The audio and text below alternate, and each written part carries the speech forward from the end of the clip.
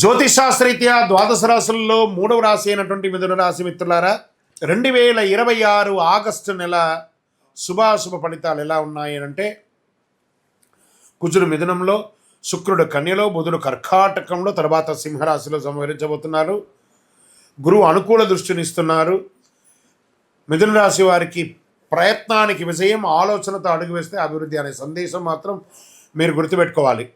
ఈ నెల మీరు తీసుకునే నిర్ణయాలు మీ జీవితానికి కావాల్సినటువంటి బాటగా మారుతుందని కూడా చెప్పవచ్చు.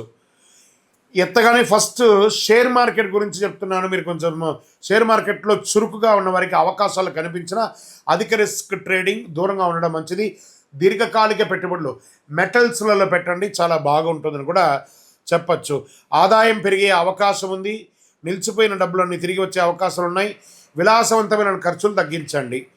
ఇంకా వ్యాపారంలో కొత్త ఒప్పందాలు లాభదాయకంగా ఉండొచ్చు. Online business, trading, communication, education, travels, media రంగంలో మంచి అవకాశాలు కనబడుతున్నాయి. భాగస్వామి వ్యాపారంలో కూడా బాగున్నాయి. ఇంకా IT, software, digital marketing, banking, Vidya, medical, BPO, media రంగంలో పనిచేసే వారికి కొత్త అవకాశాలు ఉన్నాయి. ఉద్యోగపరంగా టీమ్ లీడర్స్ యొక్క బాధ్యతలు పెరిగే అవకాశాలు, విదేశీయ క్లయింట్స్ కూడా వచ్చే అవకాశాలు ఎక్కువ ఉన్నాయి. ఇంకా ప్రైవేట్ ఉద్యోగస్తులకి ప్రమోషన్, ఇంక్రిమెంట్ కోసం ఎదురు చూడడమే. ఇంకా ప్రభుత్వాని కోసం వచ్చేటప్పటికి బ్యాంకింగ్, రైల్వే, డిఫెన్స్ ఇవన్నీ కూడా కలిసి వచ్చే అవకాశాలు బాగా కనబడుతున్నాయి. సోదరులతో, బంధుమిత్రులతో చక్కటి పరిచయాలు, వాళ్ళ ద్వారా ఉన్నటువంటి ప్రేమానురాగాలు పెరుగుతాయి. దాంపత్య జీవితంలో పరస్పర అవగాహన పెరుగుతుంది. ప్రేమికులకి మాటలు నిజాయితీ ఉంటే మంచి సంబంధం కలుస్తుంది. ఆరోగ్యం పట్ల బాగా నరాల బలహీనత, భుజాలు, మెడ, శ్వాస సంబంధిత చిన్న సమస్యలు రావచ్చు.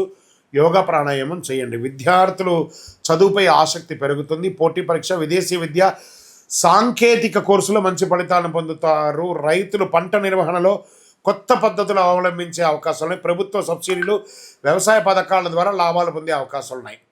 ఇంకా కళాకారులు అంటే సినిమా వాళ్ళు అనుకోవచ్చు, టీవీ ఛానల్స్ అనుకోవచ్చు, యూట్యూబర్స్ అనుకోవచ్చు, సంగీత రచన, సోషల్ మీడియా రంగంలో ఉన్న వారికి కొత్త అవకాశాలు, మీ ప్రతిభకు గుర్తింపు, మీకు అవార్డ్స్ వచ్చే అవకాశాలు ఉన్నాయి.